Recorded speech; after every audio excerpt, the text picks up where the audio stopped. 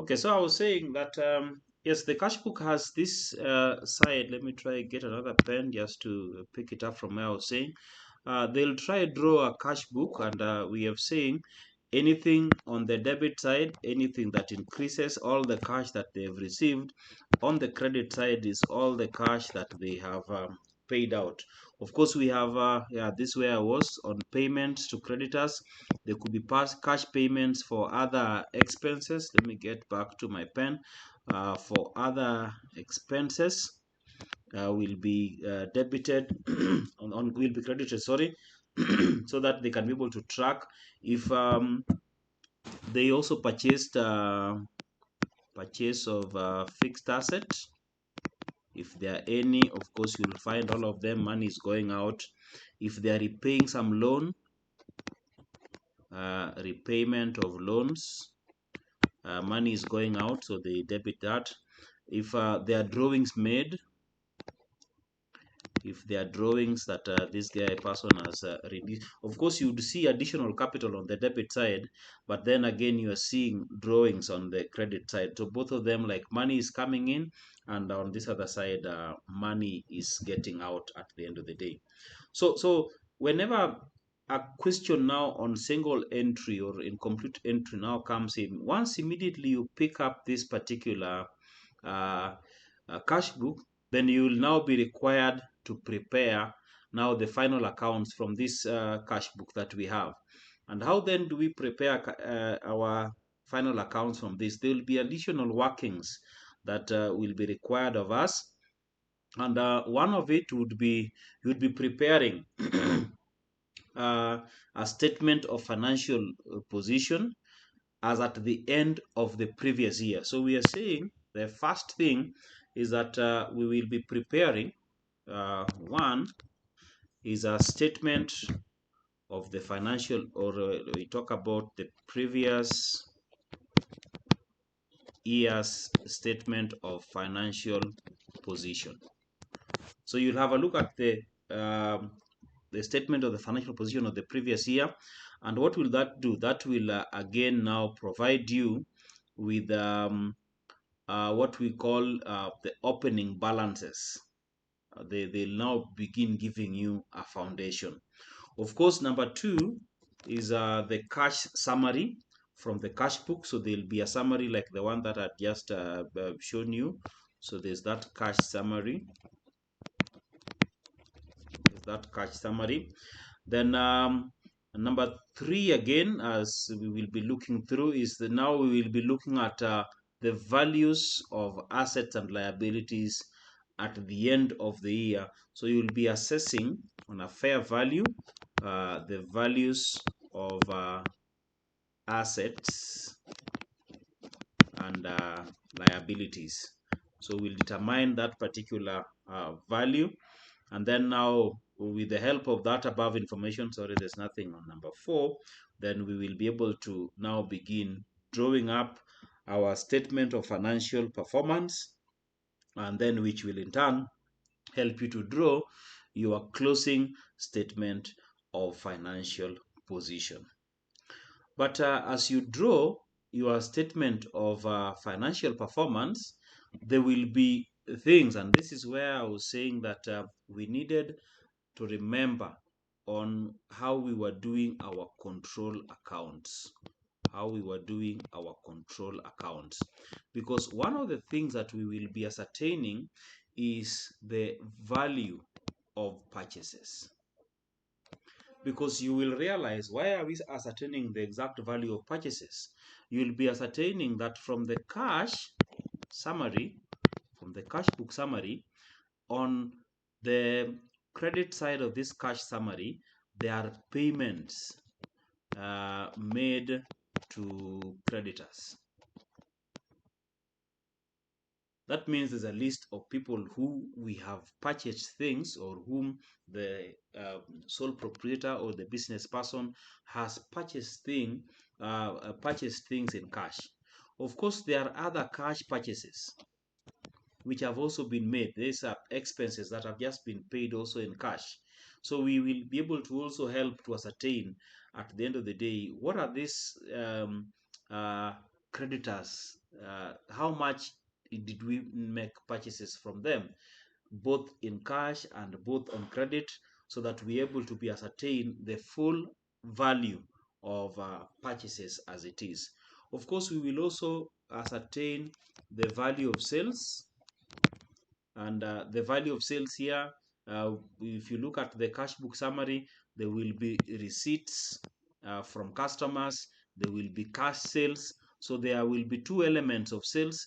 There are elements receipts from customers, that creditors, that means people that from debtors, sorry, the people that we sold to on credit, and then there'll be the cash receipts that on the cash sales that we have made. So at the end of the day, this figure for sales will be drawing itself from the things on the debit side of the cash book, while the figure for purchases will be drawing a number of things from the credit side of our cash book. But of course, we are drafting our memory on the things that we have done on on our control accounts. That will be on the side of determining on the statement of financial performance, where we are having the sales less cost of sales, so that we are able to determine our gross profit. But then as we move to the second part of the statement of financial position, where we are now lessing all our expenses, then we will be calculating the expenses that we will be having at the end of the day. Because in terms some of these expenses, like if you remember when we were talking about our accrual concept, our recognition of expenses, our recognition of income, we were saying that we recognize expenses when we have incurred them, not when money has been paid out, but when we have incurred them. So we recognize those expenses. So there could be expenses which are accrued at the end of the day, expenses which we have paid, and expenses which are accruing at the beginning or the start of the financial year. So some of those particular expenses, then we will be able to then be required to look at how we can be able to figure all of them out, so that we can be able to determine the actual value of expenses. The same again to incomes. And we say that income is recognized when we have earned it, not when we have received money for the income that, for the services that we have offered, or for the goods that we have sold. So we recognize those particular incomes, and that particular concept again will guide us into calculating income. Of course, shortly we'll be picking up an example to be able to work it out and see how this will work at the end of the day. Then, of course, the other things that we'll be looking through and adding are issues on, that is number 3, issues on depreciation, which we had discussed in our previous class, issues of discount received and discount allowed, which we will look when we have an example at the end of the day. Then, of course, something that probably we will look into also, I hope it will come in this particular example, is when we have a profit or loss on sale of a good, of a fixed asset, sale of fixed asset. When we have a profit or loss on sale of fixed asset, how do we treat them? Because at the end of the day, we will also be able to check on that particular and make the necessary arrangements and adjustment in our statement of financial performance. So let us pick this particular example, which will guide us through for this particular discussion, so that we can try get to understand how to solve this. I will read it through and highlight a few things on my whiteboard. So let me pick this example. Cuman had the following assets and liabilities. Cuman had the following assets and liabilities as at the dates that are being shown. So you can arrange your assets and liabilities in one column, and then these are the dates. So let me have the dates here. So this is on 31st of December, the 2001, or the year 2000, and then this is 31st of December, the year 2001. So we have our assets and liabilities arranged in that order. So the first asset there is a motor vehicle. The figure there is 75,000 as at the end of the year 2000. The figure there as at the end of the year 2001 is not given, so there's a question mark. Our next asset is on furnitures and fitting. The figure there is 38,500. 500. Sorry, my pen on this whiteboard is misbehaving. It makes the teacher write badly. Let me try see if I tilt it a little bit, if I would get a better writing. The one at the end here is now 40. Sorry, that is even now worse. So this other one here is 47,400. That's furnitures and fitting. Then we have debtors. Debtors here in the first year of this is 112,500. Debtors at the end of the year 2001 is 123,400. The figure for the other bit, the figure for this other bit, let me just check it out.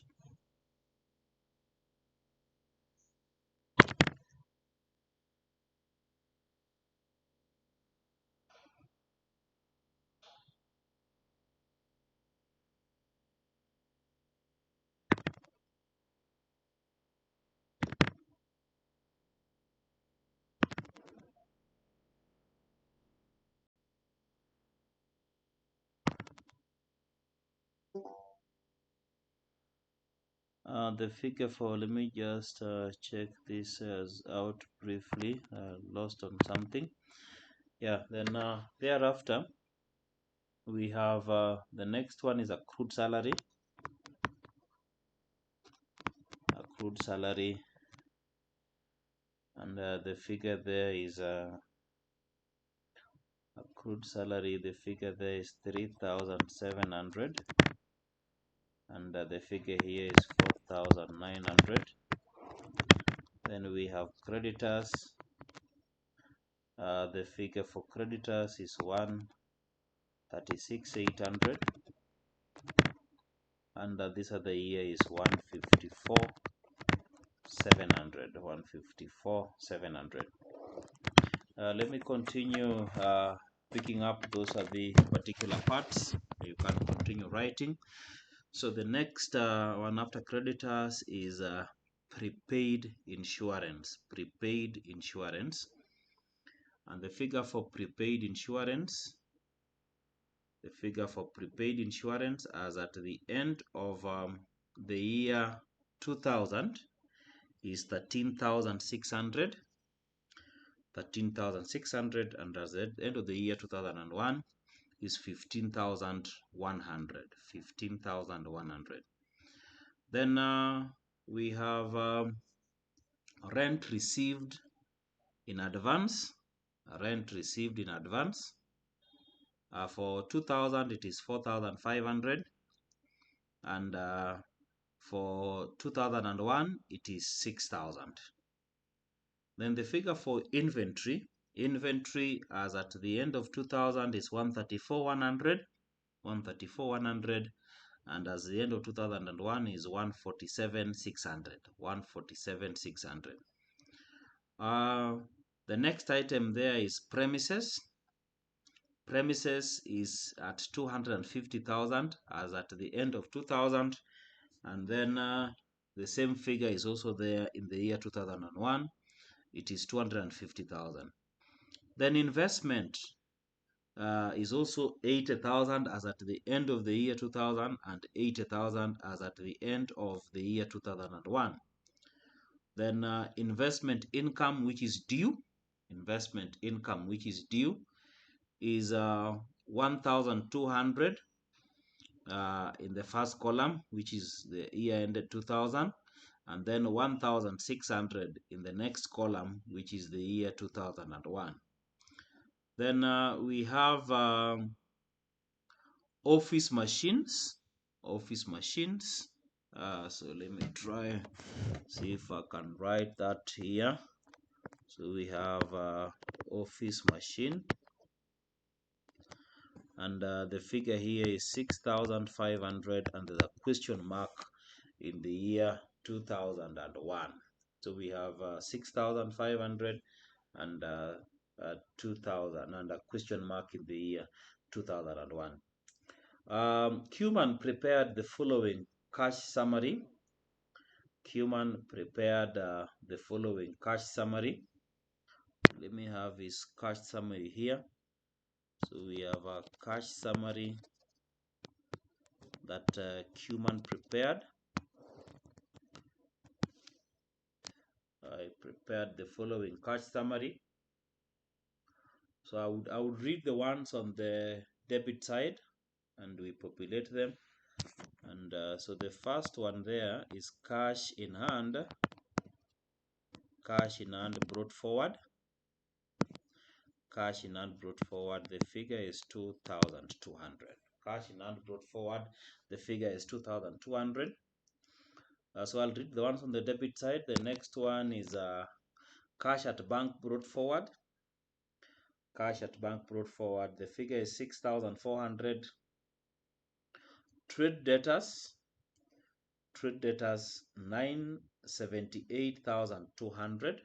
Trade debtors is 978,200.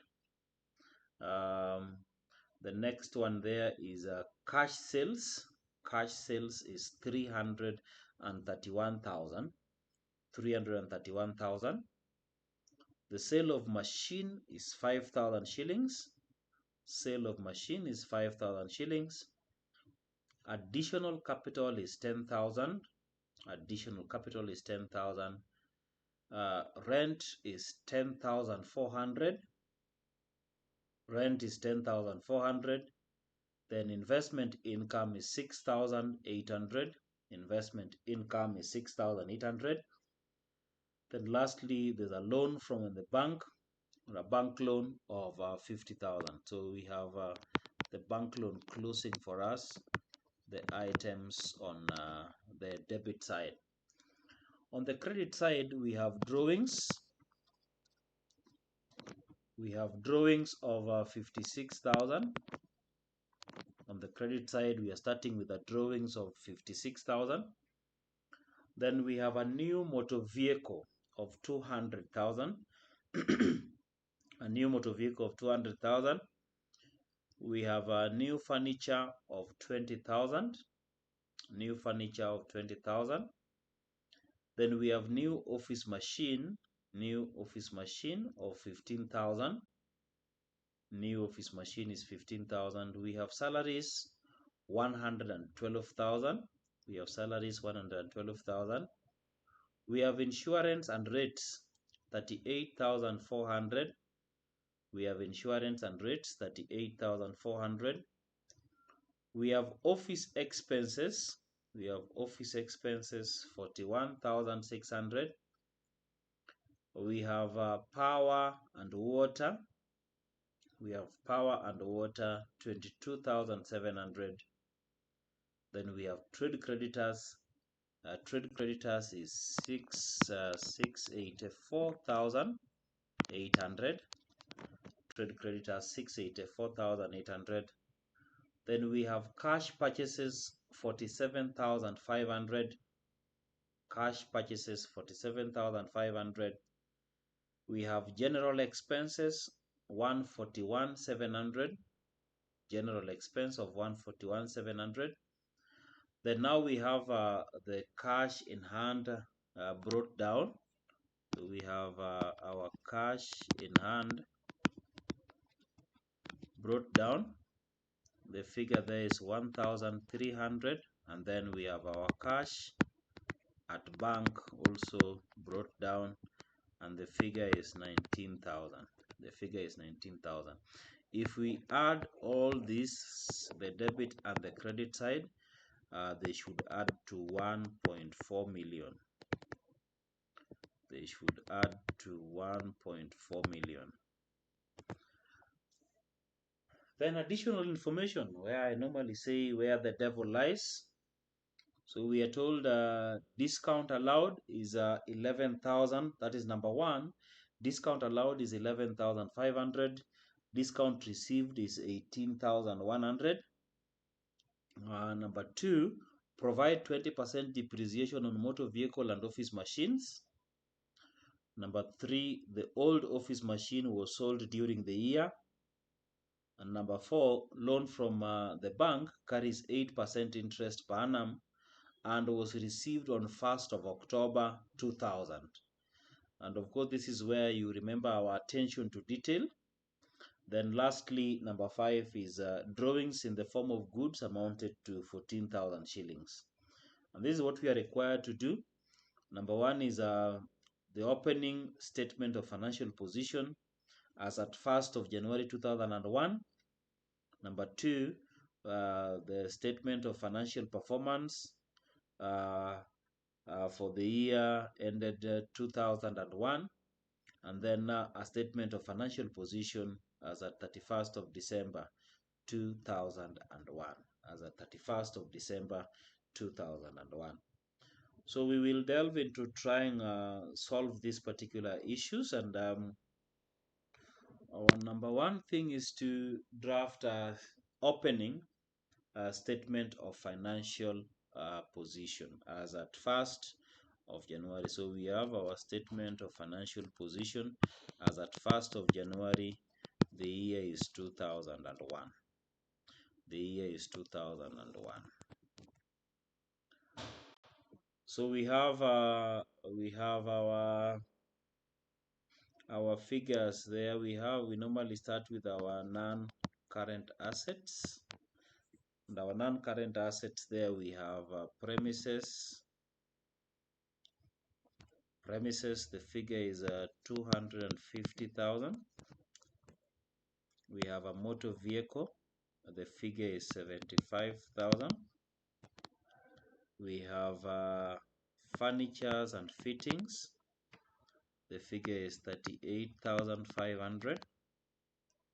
We have our office machines, and I'm trying, let me get back to our office machines. Of course, we were all given this in our 31st of the first column, 31st of December 2000, 31st of December 2000. So we have our office machine there, which is 6,500. We have our investments.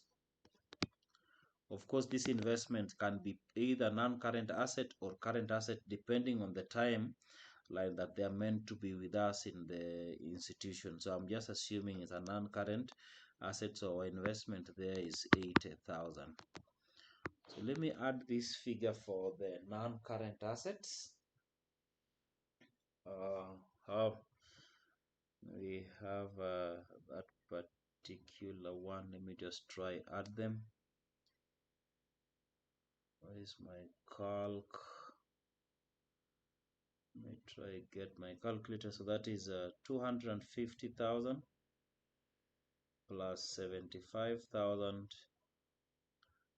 plus 38,500 plus 6,500 plus 80,000. So that gives us a total of 450,000. So that's our figure for our non-current assets. Then of course our next one is the current assets, and our current assets is as shown. Let me just try pick them from our question. Our current assets are we had listed them.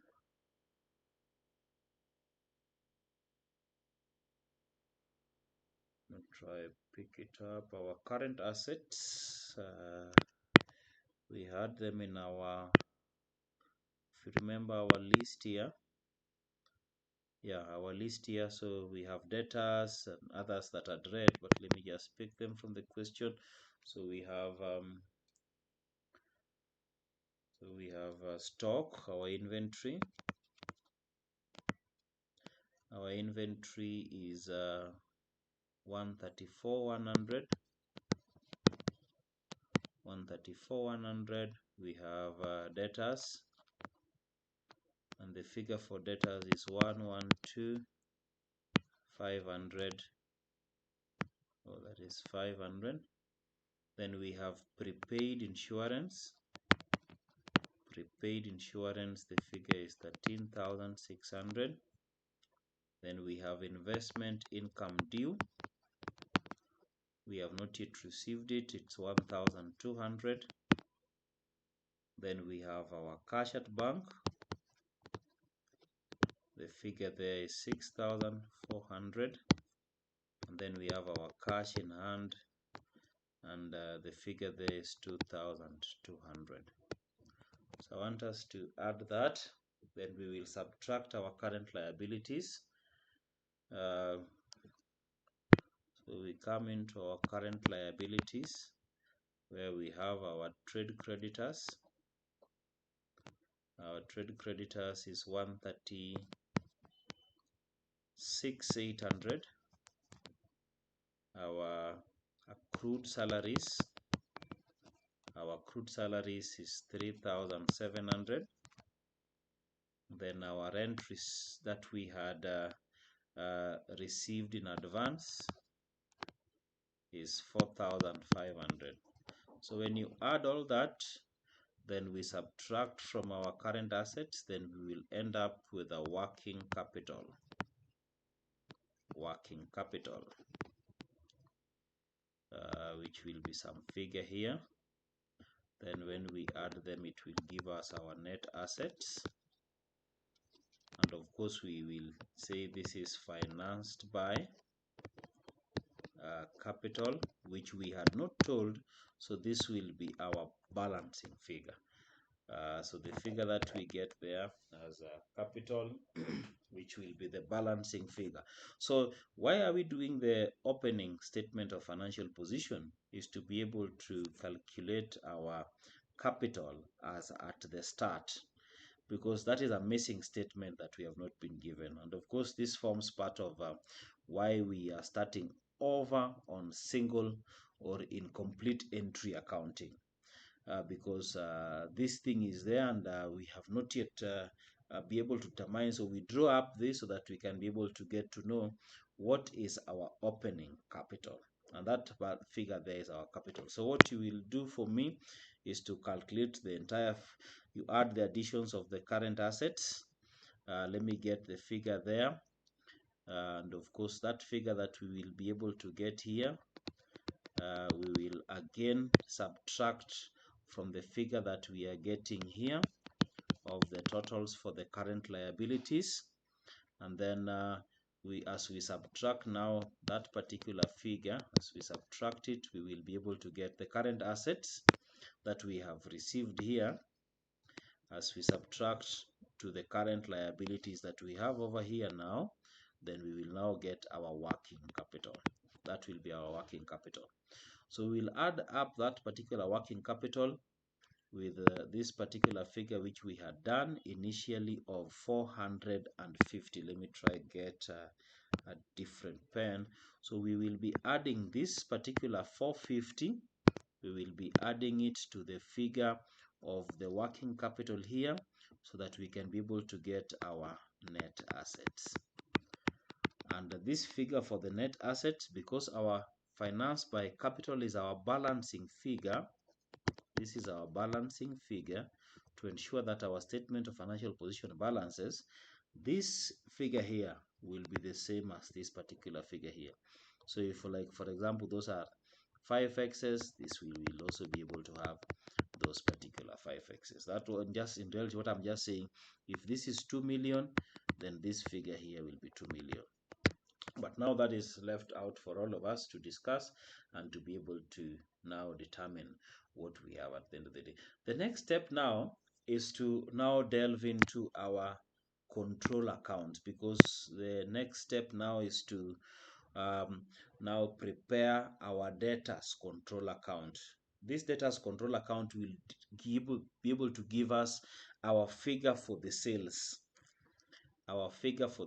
So we will start with our debtors control account. And our debtors control account, we will have our receipts here. Of course, we have a balance brought forward which we are given. We have a balance brought forward. That particular balance brought forward is what we had already been given. If you remember, yes, we were starting off this particular problem when we drew up our, let me just get this other pen, our summaries as at 31st of December 2000, and then as at 31st of December 2001. We had these starting summaries, and the debtors here we are given, the figure for debtors here is 112,800. So when I get to our debtors control, let me get back to my pen. So the balance brought forward there is 112,500. We said in this debtors control account, anything that decreases the debtors in terms of when we receive money from them, then we will reduce over here. Anything that increases them, then we debit them at the end of the day. So if you check again in your cash summary, there will be a figure for receipts. So we have that figure for receipts, which is 978,200. And then we have been told in the additional information there was something on discount that was allowed. So discount which is allowed reduces the figure. So we have a discount allowed of 11,500. That is 500. Then of course we have been given now a balance brought down. This is the balance, and let me just put another pen here. This is the balance as at the end of the financial year 2000. This is the balance as at the end of the year 2001, and it's been given to us, and the figure there is 123,400. If you look at our problem, there's nothing again affecting these debtors. These are the only items which are affecting them. So we balance off this account. And why are we balancing off this account? We are balancing off this account so that we can be able to know our final figure for sales. The sales which were now done on credit. Because if you received this particular amount of money, you allowed this particular discount. You had started with some debtors of 112 and you ended up with a debtors of 123. That means in between here, there were things you are selling on credit. And when you sold them on credit, then you have this one starting off and this one ending. And this one's paid you and this one's you allowed them a discount. So when you add these figures, 978,200 plus 11,500 plus 123, here we have 0, 0, that is 1. That is 2 plus 5, that is 7 plus that is 11. Carry 1 there. If you add that, that will be a 10. And then the 13, carry 1 there. When I drew up this will be another 1. And then another 1. So this will be 1,113,100. So this 1,113,100. So if you subtract this to get the balancing figure for the credit sales, this should be able to be 1,600,000. 1,600,000. So with this now, we have determined and be able to know that our level for credit sales is this particular thing. But what will be our total figure for sales? So sales will be a component of the credit sales, 1,600,000, plus the cash sales. And where do we get these cash sales from? We get them on the cash summary on the debit side. where the figure that we had there as cash sales, and our figure for cash sales was 331. So when you add these, you end up with 1,331,600. So this will be our net figure for the sales. We will be using this particular net figure for the sales now in the statement of financial position when we are now saying performance, sorry, when we are now saying sales less cost of sales. So the sales there that we'll be using there will be 1,331,600. Then the next one, which I want to probably jog your mind on, uh, is on what we are calling in the creditors control account. The creditors control account. And like I said, accounting is like salsa. This is almost like a mirror image of the debtors control account. So, and this mirror image again now on the debtors control account, if you look at it, our let me just pick up this pen, you would see our balances brought forward starting on the debit side. That tells you our balances brought forward for the creditors control account will start now on the credit side. So it's a mirror image. It is a salsa dance, like I keep on saying. So we have our balances brought forward here of 136,800, and of course that is given to us in that particular summary. And then what now affects on these things, you'd see payments that has been made on the same, and this is 684 800. This one we have already been given. Then we have a discount that was received. We got that from the additional information of 18,100. Then now we have a balance that has been brought down, and this is given to us under the column of the balances as at 31st of December 2001. So that balance there is 154 700. 154 700. So our balancing figure here will be the figure for credit purchases, because there is some purchase you made on credit. That's why you had creditors of 136 800 at the start. Then you also had now creditors of 154,700 at the end. That means even if you had not made payments or received any debitors or did any transaction, if your balances for creditors are coming from 136 800 to 154 800, that means there is some additional purchases you made on credit which made the figure to rise from 136 to 154. But because we are now told there are some transactions that were done, you made payment of 684 800, you are given a discount of 18,100, then there's a balancing figure here of purchases that you made on credit. So when you add this figure here, 684 800 plus 18,100 plus 154 700, my calculator is giving me 857 600, sorry. So this will be 857 600. So if you do the balancing, 857 600 minus the 136 800 as now as a balancing figure, you get there that your credit purchases are 720,800. 720,800. Then of course, that is the amount of our purchases in terms of credit purchases, but we have also cash purchases which we are given. So our net purchases, let me get this in our net purchases then will be the credit purchases of 720 800 plus the cash purchases which we are made as per the customary we were given is 47,500. Then we were told that in the additional information, the last part of that, we were told, number 5, that drawings were made in the form of goods, and thus drawings were 15,000. Was it 15,000? Yeah, 14,000, sorry. Drawings were made of around 14,000 shillings. That means from the goods that they are going to sell, 14,000 in terms of cost has been withdrawn. So we remove that particular aspect of goods that we are not going to sell of 14,000.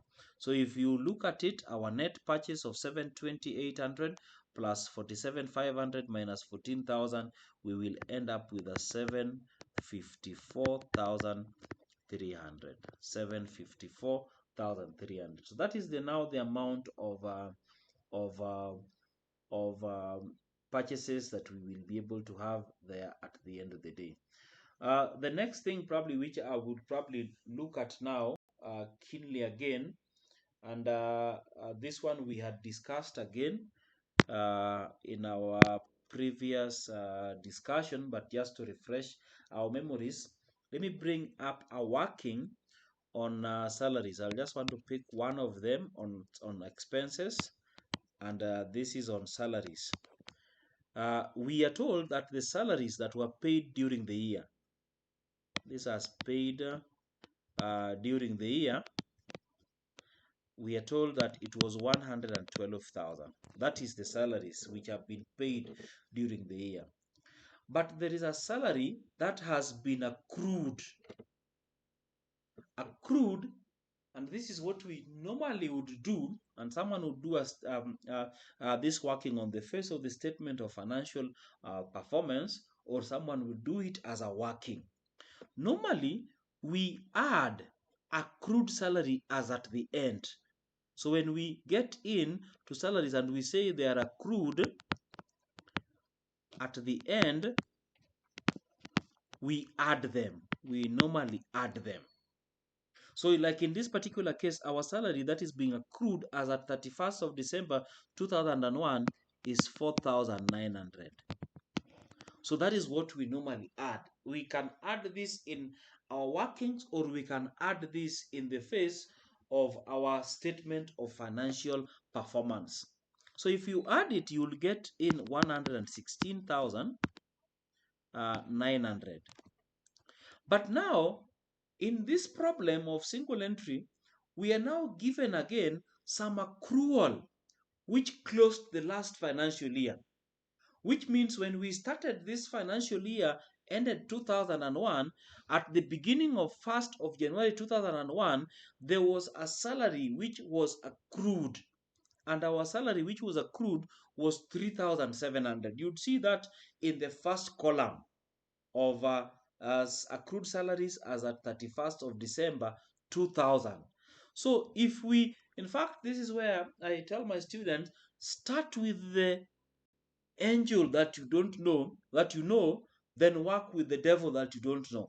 So this is what we have accustomed ourselves into knowing, that we add accrued at the end. But now we have another accrued at the start. So if we have this accrued at the start, and the figure we are given there is 3,700, whatever it is that you did to the one at the one that you know about, and this one we added, do the opposite, subtract it. Why are we subtracting it? Because we are assuming that this one that was accrued as at the start of the financial year, you have already paid it. So we subtract it. But this one that is accrued at the end of the year, you have not paid it, so we are adding it back because we need to add it back. So start with the one that you know, and the one that we know is that accrual as at the end, we add, but now then accrual as at the start, we do the opposite, we subtract. So our figure here will be 113,200. 113,200. Supposing this was an income. Let me just give this illustration again on the same thing. This is salaries. Supposing this was salaries that was prepaid, not really an income, but salary that was prepaid now. So we have, like we could even say, paid during the year. During the year, the figure there is 112,000. Then we have a prepaid. So what we are accustomed to doing normally is what we normally get is a prepaid as at the end. This prepaid as at the end, if the figure there was, let's say, 2000, prepaid as at the end, we normally subtract. We subtract the prepayments of expenses as at the end, because we have not yet utilized that 2000. So you'll find your figure here will be 110. So if we have a prepayment now as at the start, which we have not been accustomed to doing, let's assume it is 1000, we do the opposite, we add. So here we are subtracting the one that we know, but on the opposite side, we now adding, sorry, so that we get there a 111. And this was just purely for illustration, not for our example, but for us to refresh our memory as at the end of the day. So then with this same argument now, we can now work out on issues on insurance. We can check on issues on income and issues on rent income. And of course, I saw there investment income. That is theirs at the end of the day. The other thing that I would want to make mention of is an attention to detail. I said it, that when you're now solving out this particular problem, there was an aspect of a loan, a bank loan, and the way we were going to calculate the interest. We are told the bank loan was advanced at in the 1st of October 2001.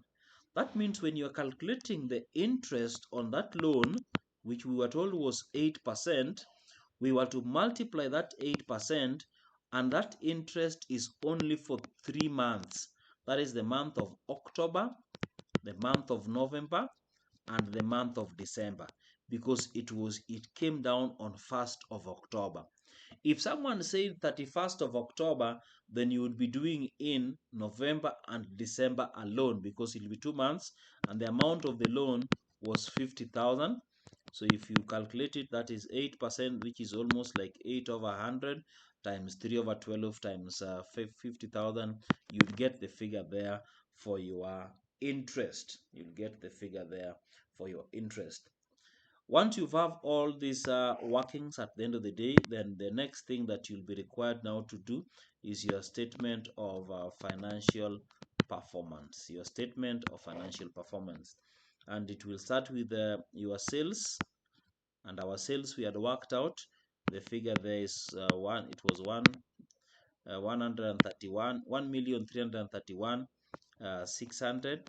We will do that less our cost of sales, and our cost of sales will start with our opening stock, which is what we were given here of 134,100.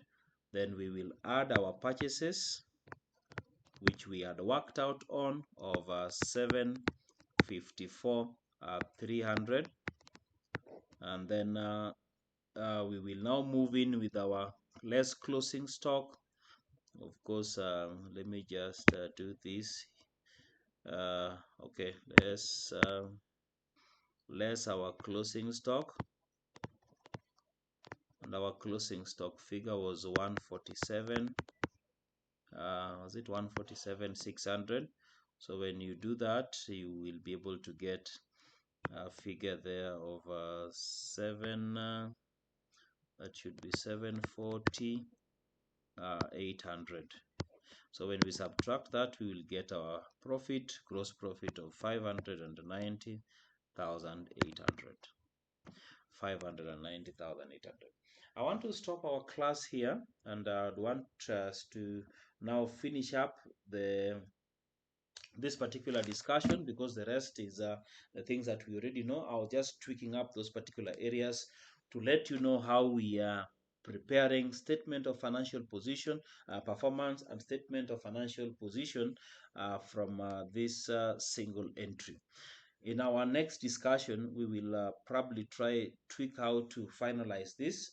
But things to remember as you'll be preparing the statement of financial position, there was this particular opening statement of financial position which we had done, and we had gotten our balancing figure, which I said was meant to be the financed by capital this particular amount of money is what you will be able to now use in your closing statement of financial position. Your closing statement of financial position. So I would love us to work through again on this particular problem, finalize it, and then once you have finalized this particular problem, worked on it to the very end, share with me on our class platform the final figure and a balancing statement of financial position. Thank you so much. That marks the end of our class today. And hopefully, I would wish to always continue saying, may our good Lord bless you. And after this particular discussion on a single entry, we will move into accounting for non or not for profit making organizations. And again, we will try to work through it out. And we will see now when to schedule our cut for this semester, and see how we will be closing this discussion and prepare ourselves for the main exams. May our good Lord bless you. Have a lovely moment. Thank you so much.